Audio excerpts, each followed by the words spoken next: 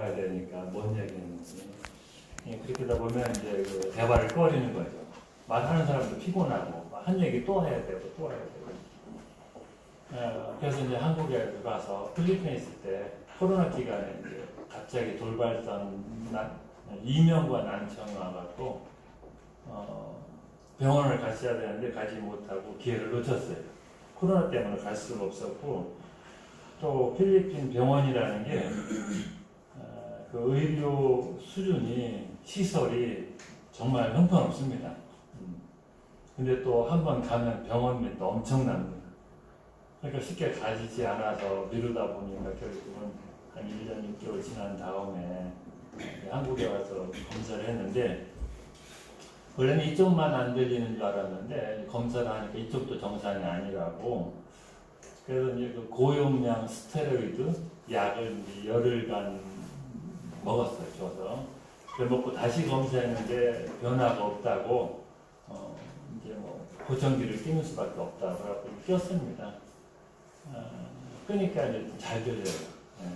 뭐 때로는 음이 깨져서 들리기도 하고 내가 원치 않는 음이 이제 크게 들리기도 하고 되게 불편하긴 한데 그래도 이제 좋아졌습니다. 보청기 끼기 전까지만 하더라도 야 이거 참 큰일 났네. 이러다가 못 듣는 거 아니야. 자꾸 이제 안 들려지니까 조금은 염려가 되어 걱정이 됐었습니다.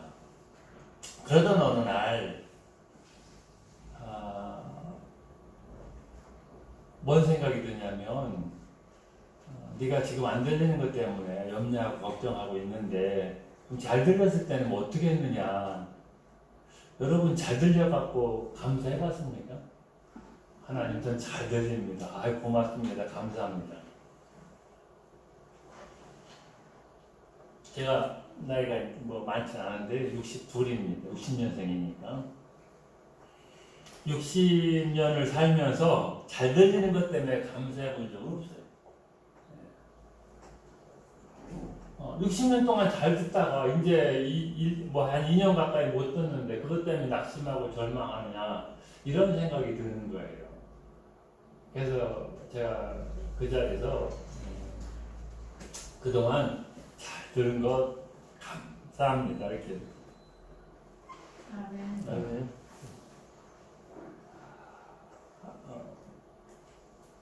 말을 했습니다. 그리고 설령 남은 이쪽까지 안 들린다 할지라도 그것 때문에 내가 좌절하거나 하나님을 원망하거나 그런 일은 없을 겁니다.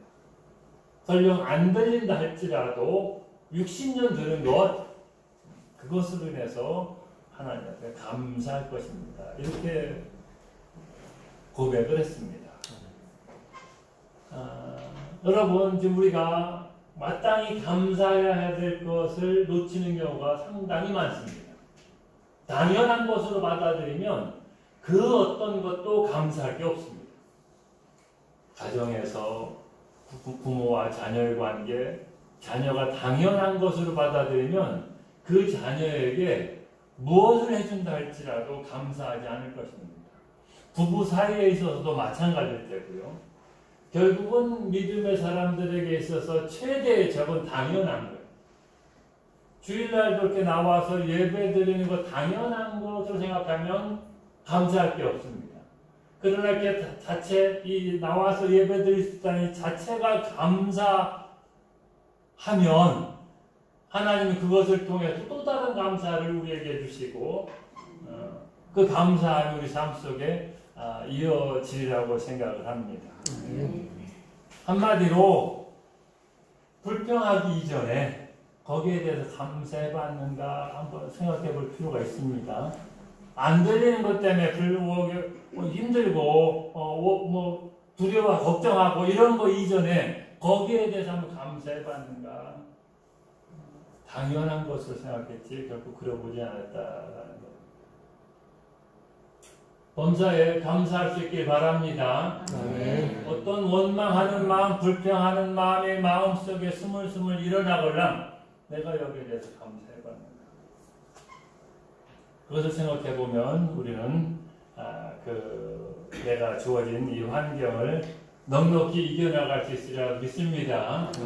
감사하는 자가 이겨나가지 그 환경을 극복하지 원망하고 불평하는 사람이 이겨나갈 가능성은 없습니다. 원망하고 불평하는 사람은 좌절하죠. 낙심하죠. 그 뒤에 일이 그렇게 이어집니다. 어떤 일에 대해서 원망하고 불평하는 사람은 결국 그 사람은 그 일로 인해서 낙심할 수밖에 없어요. 원망하고 불평하면서 어떤 활기를 가지고 일할 수는 없지 않습니까? 그렇죠? 그러나 내가 그 일에 대해서 감사한다면 비록 그 일에 주어진 환경이 힘들고 어렵다 할지라도 그 가운데서 감사함을 찾아 하나님 앞에 감사한다면 영광이 될 줄로 믿습니다. 설령 이쪽마저 안 들린다 할지라도 나는 하나님 앞에 감사하며 살아가리라. 할렐루야. 코로나 때문에 예배 드리기 어려웠죠. 그렇죠? 제재도 막 하지 말라는 것도 막 그래서 이것도 쓰는 거 아니겠죠? 이게 뭔 도움이 되는지는 저는 과학적으로 모르겠습니다만은 되게 불편합니다. 그래서 이쪽을 이렇게 봐야 보는 것 같아. 이렇게 보면 필리핀에서는 코로나가 와서 예배를 못 드리긴 했어도 이렇게 이런 건 없었어요. 이거 쳐놓고 이렇게 하는 이게 과학적으로 얼마나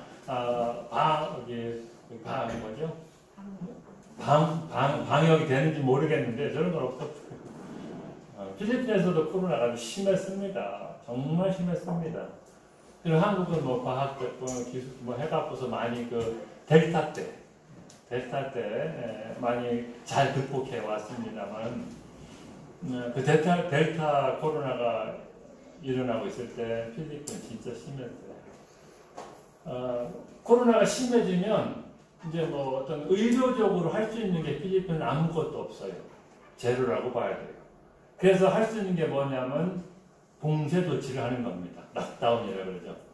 코로나 환자가 올라갔다 그럼 모든 걸 다 문 닫는 거예요. 조금 내려졌다 그러면 이제 오픈하고 그러다 됩니까? 그건 아니잖아요. 그렇죠? 또 올라가면 또 닫고 중국이 상당히 그런 방역 방법을 사용합니다만 중국보다도 세계적으로 가장 락다운이 많이 한 나라는 필리핀입니다. 중국보다 더 심하게 했었어요. 초창기에는 락다운이 시작되면 아무도 못 나가게 하니까 그 동네 밖으로 집 밖으로도 못 다니게 하죠. 바람가이라고 해서 우리나라 동사무소 같은 곳에서 이제 순찰을 돌면서 나오면 못 들어가라 그러고 그래도 말 안 들으면 잡아가기도 하고 애들도 나와서 다니면 잡아가고 찾아가려면 우리나라 돈으로 25,000원을 내야 됩니다. 애들이 동네 돌아다니다가 붙들리면 25,000원을 내야 돼요. 그러니까 애들도 못 나오게 하고 이렇게 했죠.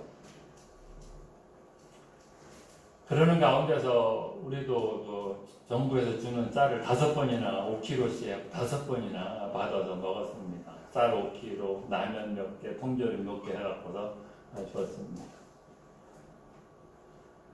요즘은 이제 코로나가 좀 풀렸는데요. 코로나 있을 때 교회도 안 가고,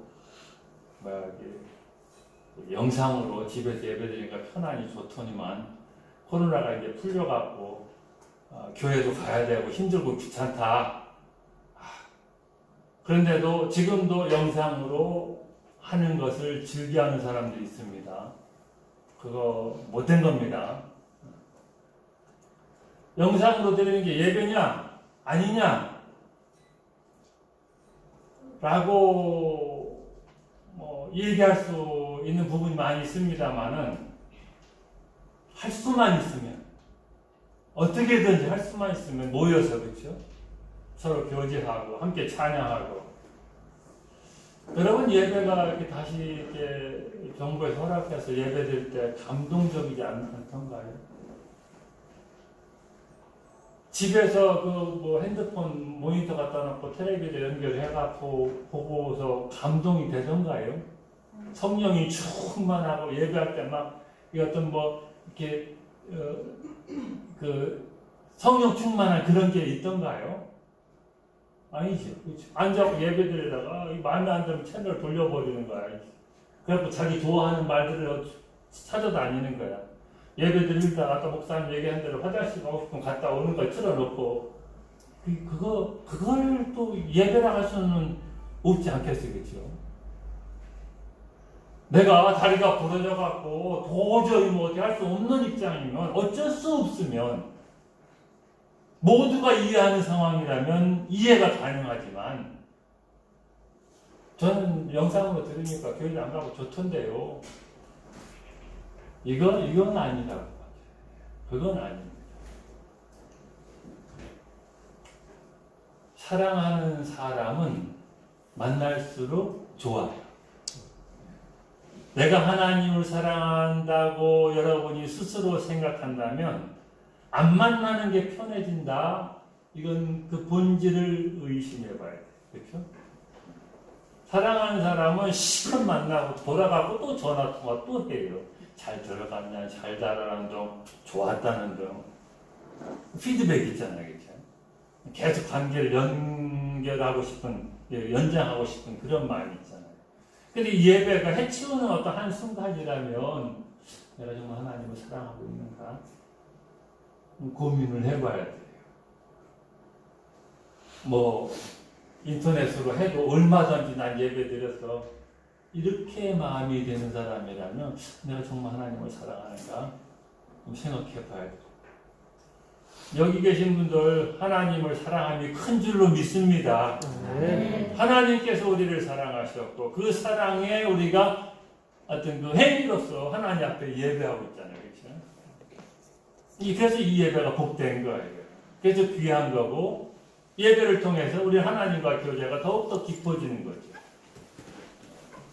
사랑하는 사람들은 만나면 만날수록 깊어져요. 교제가. 안 만나니까 편하고 좋더라. 이런 사람은 사랑이 식어지고 있는 거죠. 사랑의 관계가 아예 없었거나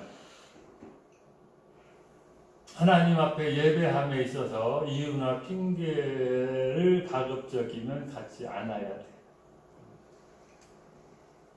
저는 그 부분을 중요한 것과 급한 것의 일의 선택이다 이렇게 보고 싶어요. 우리는 24시간이 주어져 있어요. 이 24시간 동안에 내가 할 수 있는 무한대로 할 수는 없습니다. 그러니 내가 자야 될 시간도 정해져 있고, 그렇죠? 그 시간 자야죠. 하루 이틀 뭐 더 할 수는 있어도 그러나 24시간이에요. 이 24시간 동안에 내가 어떤 일을 하느냐가 나예요. 그 일에는 두 가지 일이 있습니다.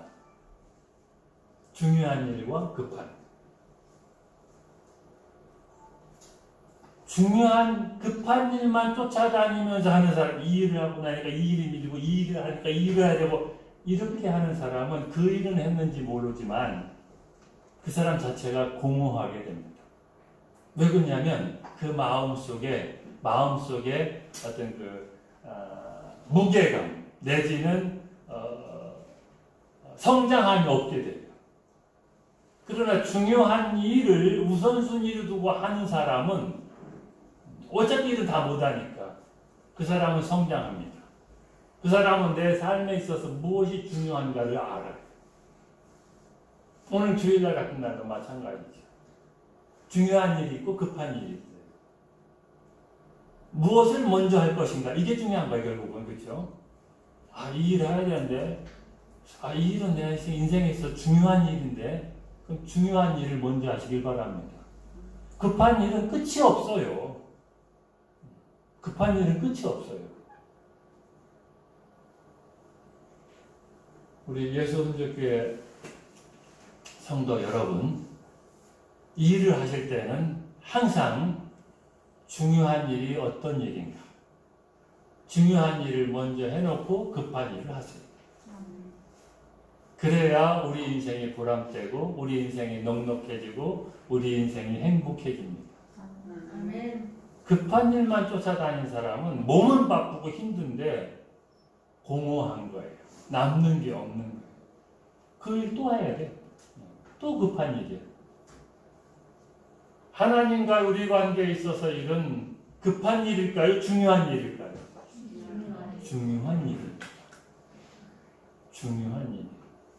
이 중요한 일이 우리 인생에 쌓이면 쌓일수록, 특별히 우리 오늘 청년주일인데 청년 때 이 중요한 일이 쌓이면 쌓일수록 여러분의 인생은 견고해지는 거예요. 급한 일 쫓아다니면서 하다 허덕이고 말아버리면 건불 같은 인생이 돼요. 노년. 그래서 청년 때 성공적인 인생을 살려면 중요한 일이 무엇인가를 내 인생에 있어서 정해놓고 그 일에 우선순위를 두고 일을 해나가시면 하나님 앞에서, 교회 앞에서, 자녀들 앞에서 전혀 부끄럽지 않습니다. 요즘 청문회 이제 한창 했었죠, 그렇죠? 그 다음에 이제 5일 선거가 있습니다. 청문회 때마다, 이 선거가 올 때마다 제가 느끼는 게 있는데, 왜 저렇게 살았을까? 뭐, 나름대로 성공적인 인생을 살았다고 얘기하는 사람들이 청문회 나와서 취하는 태도를 보면, 집안 망신, 그죠? 공개적으로 집안이 망신당하는 거 아닙니까? 그죠? 네. 가문 망신, 또 그 가족, 자녀들에게 있어서 망신. 우리 아버지 훌륭하게 잘 살고 있는 줄 알았더니 청문회 나왔어서 보니까 너네 아버지 뭐 성공했다 하더니 내 남편 성공했다 하더니 청문회에서 하는 거 보니까 그렇게는 안 살겠다. 하나도 안 부럽더라. 이런 생각 안 드십니까? 청문회 때마다. 그쵸? 네? 그 청문회 나오는 후보자들 대단한 사람들입니다. 뭐 아무나 데려다 거기다 해놓고서 검증하는 게 아니거든요. 나름대로 인정되고 나름대로 뭐 한다고 하는 사람들 데려다 놓고 이제 하는 거예요. 한결같습니다. 그 중에 예외는 한 사람도 없어요. 부끄럽죠. 그러니까 죄송하다고 잘못했다고 안 하겠다 그러고. 왜 저렇게 살아왔을까? 왜 그런지 아십니까? 그날이 올 줄 몰랐거든. 오늘 있을 줄 몰랐거든. 자기가 총리 후보가 되고 장관 후보가 될 줄 몰랐거든. 어쩌다 보니까 그 자리까지 오게 된 거예요. 그리고 검증을 하니 멀쩡한 게 하나도 없는 거죠. 만약에 그 중에 20명이 청문회했는데 그 중에 한 사람이라도 나는 그날이죠. 나는 정치인으로서 내 한평생을 살아가리라 라고 마음을 먹고 청년 때부터 살아왔다면 그날이 주어졌을 때 죄송합니다. 잘못했습니다. 어쩔 수가 없어. 이러지 않죠. 그렇죠? 그럴 이유가 없죠. 왜? 나는 정치인으로서 내 한평생 살아가리라. 뭐 도지사가 됐던 시장이 됐던 총리가 됐던 뭐가 될지는 모르지만 나는 정치인 한평생 살아가리라. 왜 조심합니까? 검증될 거 생각하잖아요. 그렇죠? 그냥 되는 게 아니니까. 그러면 부정부패, 부정청탁 한다든지 공문서 위조한다든지 뇌물을 받는다든지 가겠어요? 안 하죠. 왜 그냥 그날이 있는데 안 하죠. 그날이 있기 때문에 이 청년은, 이 사람은 늘 그날을 생각하면서 하루하루를 살아가는 거예요. 그날을 생각하면서. 그날이 있을 줄 몰랐거든. 그러다가 어떻게 뭐 줄을 잘 섰던지 뭐 어떻든지 그날이 돼버린 거예요. 그러니까 이제 부끄러움을 당하는 거예요. 얼마나 부끄럽습니까? 사무소 위조하고 뇌물을 받고 뭐 어쩌고 저쩌고 그거 드러난 거 10분의 1도 안 돼. 10분의 1이 뭐예요? 정말로 다 드러나면 머리 들고 못 나갈 거예요. 왜 그러냐면 그날을 생각하지 않았기 때문에. 그래서 그 사람들에게 최고의 고민이 뭐예요? 현 신분에 걸맞는 과거를 소유하고 싶다. 이거 아닙니까? 그쵸? 내가 총리 후보가 되고 장관이 되고 뭐 대통령 후보가 되고 현 신분에 걸맞는 과거를 소유하고 싶다. 과거는 부끄러운 걸 어쩌다 보니까 이 자리까지 왔는데 이해가 되죠? 왜 그러냐면 그날을 몰랐죠. 몰랐죠, 그렇죠? 이 가운데도 우리 청년들이 많습니다만 나 그날 올 줄 몰랐는데 이런 말 하지 없기. 나 어떻게 못할까 살다 보니까 이날이 왔네 이런 말 하기 없기. 지금 여러분이 그날을 생각한다면 내가 오늘 어떻게 살아갈까가 분명하십니다. 그날을 생각하면서 뇌물을 받을 수는 없지요. 그날을 생각하면서 내가 산문소유지 해갖고서 이렇게는 못하지요. 결국 그날을 생각하지 않았기 때문에. 몰라요, 우리는. 여러분이 총리 후보가 될지, 이 중에서. 그쵸? 장관 후보가 될지 몰라요.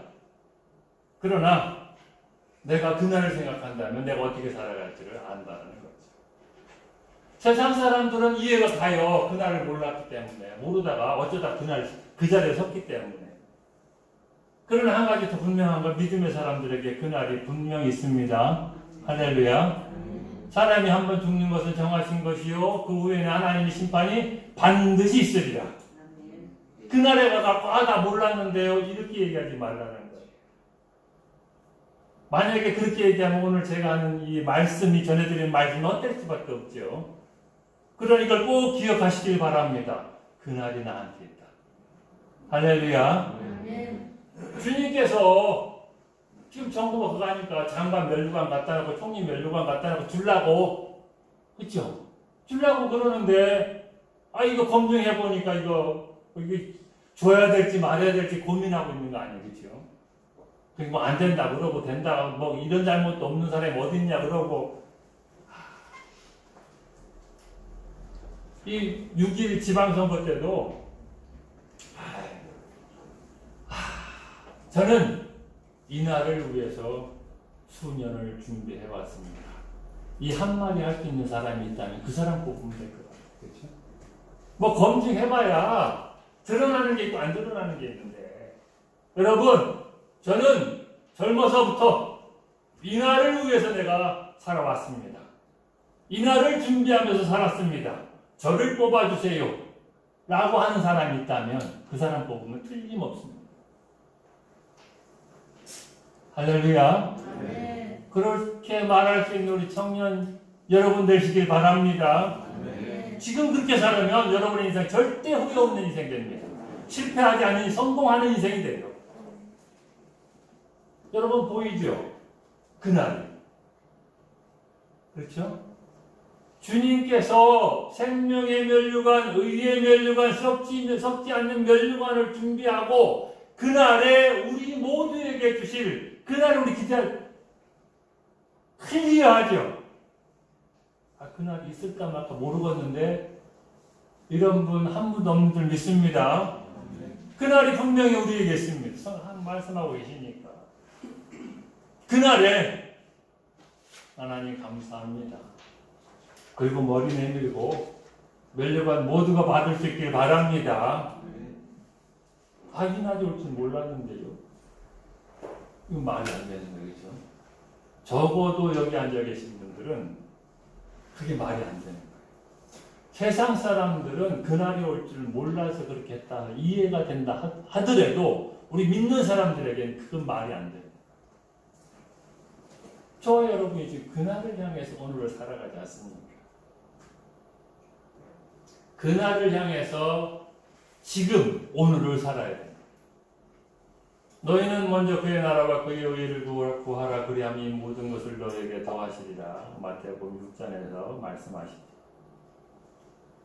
너희는 먼저 그의 나라와 그의 의를 구하라. 먼저. 뭐가 먼저인지 분명하게 말씀하셨죠. 이거 순서 바뀌면 곤란해요. 그리하면 이 모든 것을 너희에게 더하시리라. 이 모든 것이 뭘까요? 먹고 마시는 것, 그리고 입는 것, 그리고 누리는 것. 그게 그 모든 것이. 이 모든 것이 너희에게 있어야 될 줄 너희 아버지께서 아시느니라. 그러므로 너희는 먼저 그의 나라와 그의 의를. 이 말씀이 다 때려치고 신학 가서 공부해서 목사 되고 선교사 되라는 얘기가 아닙니다. 우리는 먹고 마시는 것을 직업을 통해서 얻습니다. 그렇죠? 모두가 다 직업을 통해서 얻어요. 그럼 먼저 그의 나라와 의를 어떻게 구하느냐? 직업을 통해서 내가 먹고 마시는 것을 구하는 것이 나의 목적이라면 그는 이방인인 거예요. 그는 이방인이 틀림없습니다. 그래서 나는 일을 열심히 해. 그는 이방인. 하나님께서 우리에게 말씀하시는 것은 직업을 통해서, 일을 통해서 그의 나라와 의를 먼저 구하라는 거예요. 직업을 그만두고 교회 와서 기도하고 뭐 이러는 얘기가 아니라 직업을 통해서 하나님의 나라와 의를 구하라는 거예요. 하나님께서 나에게 이 일을 주셨어. 그럼 이 일을 통해서 나는 먹고 마시는 것이 목적이면 이방인이고 이것을 통해서 나는 하나님의 나라와 의를 구하리라. 그 사람이 부정부패 하겠어요? 아니죠. 그렇죠? 나는 이 일을 통해 하나님의 나라와 의를 구하는 거야. 그것을 통해 적당히 뭐 이렇게 하겠냐고요? 안 하죠. 먹고 사는 것이 목적이면 그럴 수 있어요. 왜 그러냐면 더 벌으니까. 내가 돈 벌고 그래서 먹고 마시는 게 내 목적이야. 그럼 돈을 조금 더 준다 하면 돈 더 가지고 와갖고 찔러주면 부정부패 하는 거예요. 부정하는 거예요. 정당하는 거예요. 그게 목적이면. 그러나 우리의 목적은 이 일을 통해서 하나님의 나라와 의를 구하는 거야. 할렐루야. 네. 이게 하나님의 나라와 의를 구하는 거예요.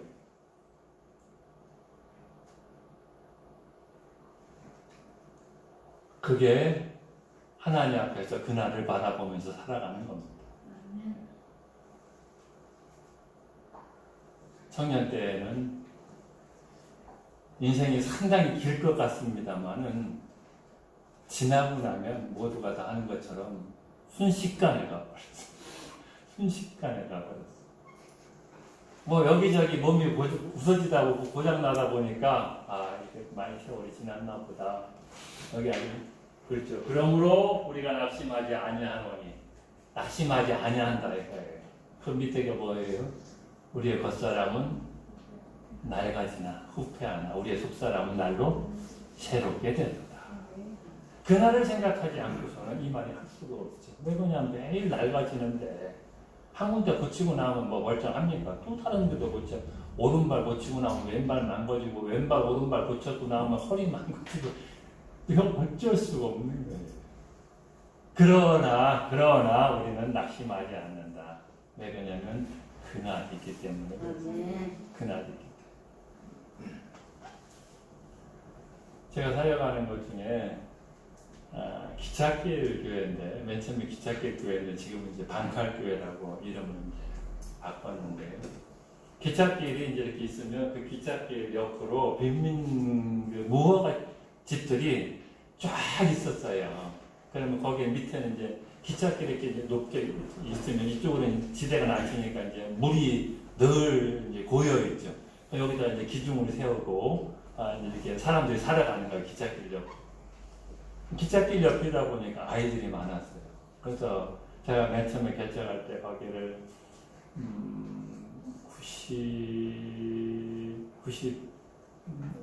4년도 5년도 뭐 정확한 걸 그때쯤 개척을 했는데 그때 그 기찻길 가면 보통 애들이 5, 7, 어떤 데는 10, 불 있는 걸 내가 봤어요. 근데 이제 정부가 그 기찻길을 새로 논다고 해갖고 그걸 다 철거해버리고 한 곳으로 몰아놨는데 방칼이라는 그 지역에다 그 사람들 다 몰아놨어요. 그래서 이걸 방칼교회를 했는데 거기 청년들 엄청 많습니다. 저희 교회 청년들이 한 50명 돼요. 청년들만. 코로나 때문에 예배를 못 드렸지 않습니까? 그러다가 이제 좀 재개돼서 예배를 드렸는데, 이거 예배, 코로나가 길어져갖고, 예배를, 거기는 또 미디어로 이렇게, 원활하지 않거든요. 그래서 예배를 못 드렸는데, 이거 다시 시작한다고 얼마나 나올라나 좀 걱정을 했었거든요. 작년 11월에 창립 기념 행사를 했는데, 200명의 청년들이 나왔어요. 그것을 보면서 이참에 안 나와도 할 얘기가 없는 거야. 코로나라고 얘기해서. 이 코로나가 예배의 핑계가 돼서는 안 됩니다. 그건 하나의 핑계예요. 어떻게 이렇게 갑자기는 아니죠. 더 많은 사람이 만나 예배를 사모한 거죠. 할렐루야. 하나님의 사랑을 그리고 성도의 사랑의 교제를 그리고 그러니까 예배할 때 찬양할 때 감격이 되는 거예요. 나오라고 하고 이렇게 해서 한 게 아니고 안 나와도 별것 아니고 코로나 때문에 이해가 되어지는 상황이었는데 그렇게 많은 사람들이 청년들이 모여서 예배드리니까 얼마나 기뻤는지 모릅니다. 빈민촌이기 때문에 환경적으로는 상당히 어려워요. 상당히 어려워요. 코로나 기간 동안 한 청년이 여자 청년인데 죽었는데 이제 코로나 때문에 연락이 와서 병원에 가야 되는데 병원 이렇게 비도 없고 해서 연락이 와서 나도 가지도 못하고 이제 다른 지역으로 가려면 여행 허가증도 맡아야 될 뿐만 아니라 오고 가는 거 허락지도 안 하니까 그래서 그럼 갔다 와라 하고 이제 병원들 좀 보태줬죠. 그래서 이제 병원에 가서 진찰을 받은 이제 어떻든 받았어요. 받았으면 그 다음 조치가 이루어져야 되는데 돈이 없으니까 자꾸 얘기하는 것도 그렇고 그래갖고서 집에 와갖고 결국 약만 맞아갖고 집에 와서 있었는데 일주일 만에 죽었어요. 여자 청년입니다. 우리 청년들 여기 한국은 그런 일은 거의 없을 거예요. 그렇죠? 돈 몇 푼이 없어 병원 가서 진찰도 못 받고 수술도 못하고 죽어야 되는 그런 경우는 없을 겁니다. 환경적으로 생각하면 참으로 어렵죠. 힘들죠. 그럼에도 불구하고 나와서 예배하는 그들의 모습을 보면 하나님의 영광이 여기에 있구나. 하나님께서 이들을 사랑하시는구나. 그날에 하나님 주신 면류관이 크다. 이렇게 생각을 했습니다. 오늘 본문 말씀은 사도 바울이 로마에 드디어 입성을 합니다. 이건 사도 바울의 오랜 꿈이었어요. 사도 바울은 이방인을 향하는 선교사였거든요. 이방인의 중심은 로마였어요. 그래서 나는 로마에 가서 넓은 광장에서 거기에 가서 수많은 사람들을 모아놓고 하나님 앞에 예배하리라. 복음을 전하리라. 이런 꿈을 가졌던 사람입니다. 그래 드디어 로마에 입성했는데 오늘 본문에서는 그런 화려한 모습이 아니라 쇠사슬을 차고 로마에 들어간 거예요. 죄인의 모습. 어쨌든 쇠사슬을 차고 죄인의 모습으로 들어가서 사도 바울이 온다. 우리 입장에 지금 사도 바울이 그 로마에 사는 그 유대인들, 로마 그 사람들 입장에서 보면 사도 바울이 아니라 어디 가든지 분쟁을 일으키려는 예수쟁이들이 온다.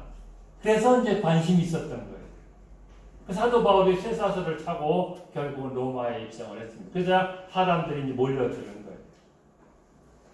거기서 이제 결국은 사도 바울이 가택연금을 당했습니다. 죄인의 모습으로 왔으니까 이것은 이제 그 사도 바울에게 상당히 사도 바울을 배려해서 가택연금을 시켰어요. 그 당시에 죄인 한 명에 군인들 2명을 이렇게 해서 꼼짝 못하게 하고 했는데 오늘 본문에 보면 한 명의 군인을 딸려서 따로 특별히 배려를 해서 집을 얻어서 거기다가 사도 바울을 가택연금을 시켰던 거예요.